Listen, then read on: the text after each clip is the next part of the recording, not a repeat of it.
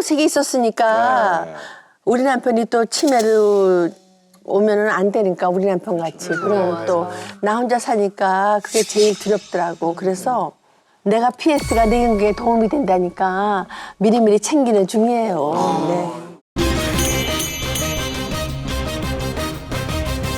굿 시그널이 쫙 들어왔어요. 네. 100점, 100점. 자, 지금 2023년 대한민국에서 환자뿐만 아니라 가족들도 고통받고 있는 가장 슬프고 또 외로운 질병, 바로 치매입니다. 맞아. 그거 아세요? 치매 환자의 배우자분들 평생 동안 같은 환경을 공유했죠.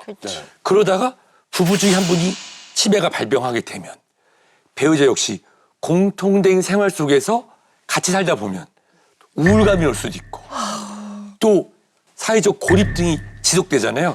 이런 걸로 인해서 치매가 걸릴 확률이 높아질 수 있습니다. 오 마이 갓. 그래서 이제 대한민국에서 12분에 1명꼴로 새로운 치매 환자가 생긴다고 합니다. 어머. 네. 그 결과 이제 65세 이상 추정 환자는 약 84만 명 이상이고요.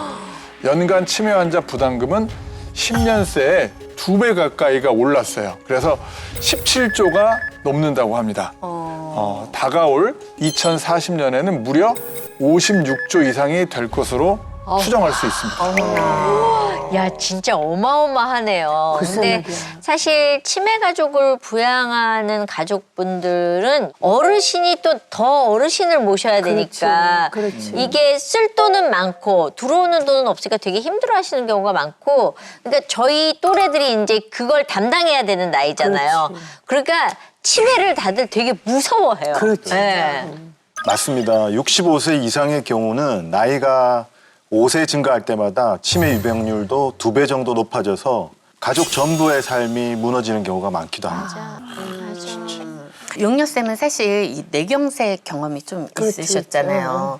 그래서 미리 이 포스파티딜세린을 더 잘 챙기고 계신 것 같아요. 맞아요. 그렇죠.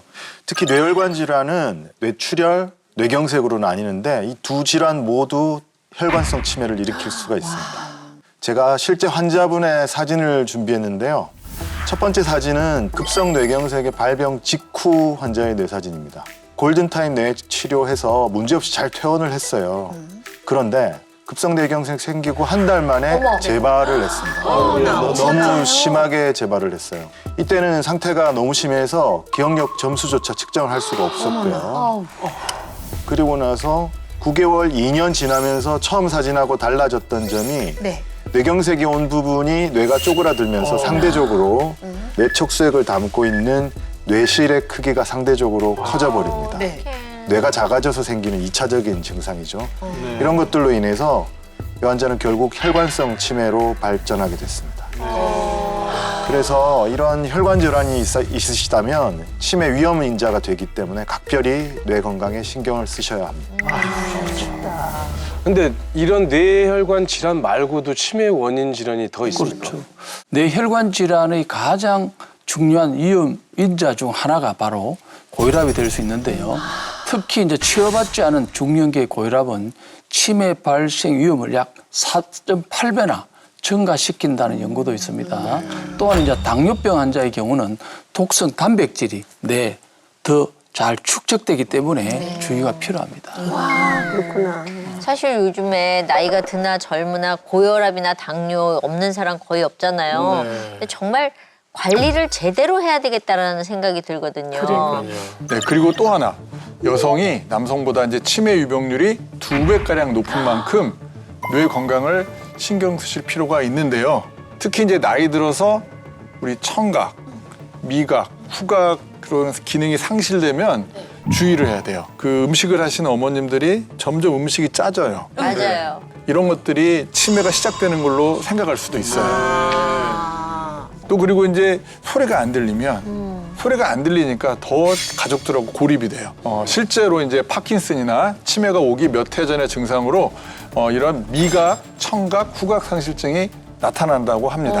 야, 이건 진짜 중요한 포인트네요. 그래서 이제 현대의학으로는 치매는 완치는 없지만 시기를 늦추는 예방이 가능하거든요. 그 단계를 치매 골든 타임인 경도 인지장애 단계라고 합니다. 아니 그 경도 인지 장애는 상태가 어때요? 제가 예를 하나 들어보면 네. 친구와 약속을 했는데 깜빡했다가 내가 기억을 해냈다. 그러면 그건 건망증이라고 봐야 되고 친구가 알려줘서 약속한 게 기억이 났다. 네. 그러면 그건 경도 인지 장애.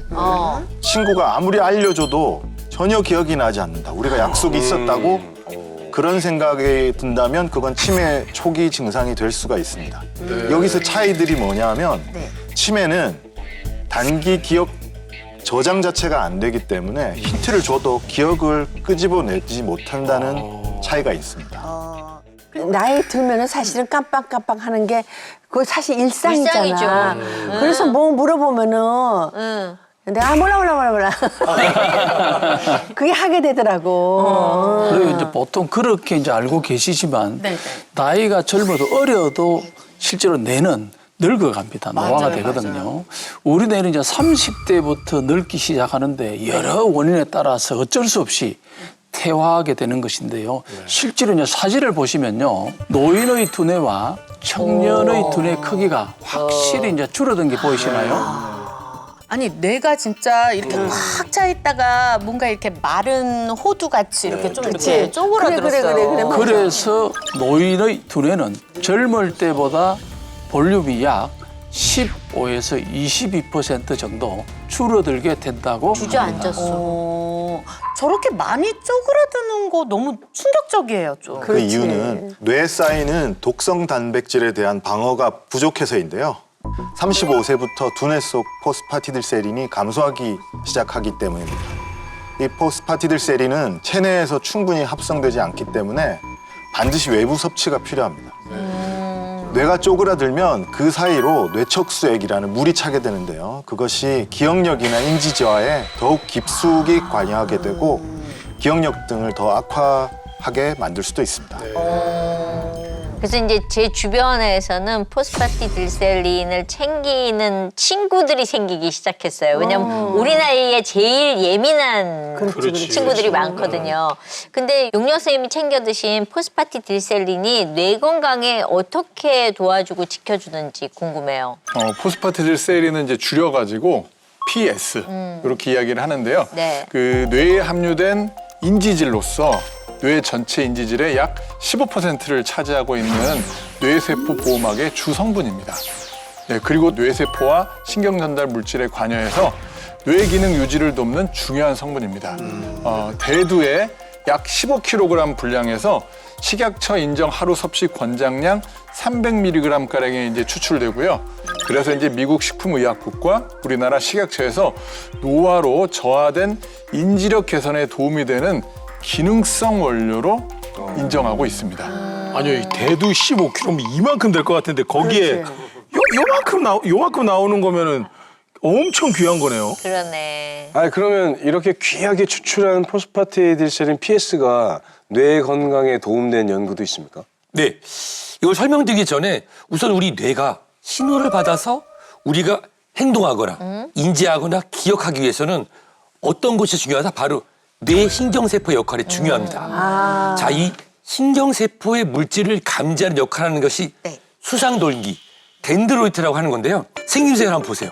나뭇가지처럼 생겼죠? 맞다. 이렇게 나뭇가지처럼 빽빽해야 세포체를 중심으로 나뭇가지처럼 막 이렇게 뻗쳐서 마치 신경의 안테나처럼 역할할 수 있게 되는 것이겠죠? 자, 이렇게 우리는 여기저기 뻗어 있는 수상돌기들의 신호를 받아서 생각하고 그 신호들을 전달해서 움직이고 기억을 저장하는데 안타깝게도 우리와 우리 뇌는 노화할수록 이 수상돌기 수가 그리고 밀도가 점점 감소하게 됩니다. 그렇구나. 아니 그럼 설마 저런 수상돌기가 감소해서 뇌 크기가 작아진 거예요? 예, 맞습니다. 수상돌기가 이제 감소하면은 두뇌 볼륨도 이제 작아지게 되는데요. 3개월 된 쥐에게 포스파티딜세린을 27개월 섭취시켰더니 보이는 것처럼 기억력을 담당하는 해마의 수상돌기 밀도 감소 예방에 도움이 된 것을 확인했다고 합니다. 우와, 어린 쥐보다 섭취군이 돌기가 훨씬 풍성해요. 그러네요. 네. 아니 저렇게 그러면 수상돌기가 차올라서 쪼그라든 뇌가 조금 채워지게 되고 그렇게 되면은 기억력이나 인지 능력에도 확실히 도움이 될 것 같은데 어떤가요? 맞습니다. 포스파티딜세린이 신경 전달 물질 작용을 도와서 트레이닝 시키는 역할을 할 수가 있습니다. 실제로 65세에서 78세 노인을 대상으로 포스파티딜세린 300mg을 12주간 섭취하게 했더니 학습 인지력 11%, 이름, 얼굴, 연계 능력 42.6%, 안면 인식 능력 25.6%로 모두 개선된 것을 확인했다고 합니다.